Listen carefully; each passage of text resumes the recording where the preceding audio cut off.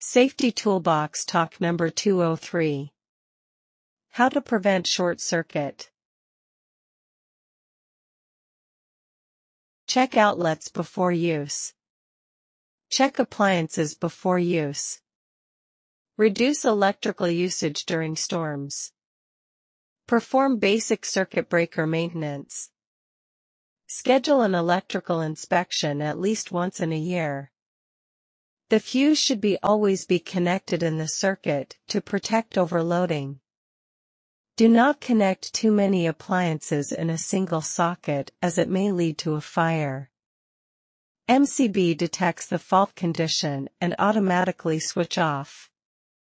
Make sure your house is secure from rats and house pests.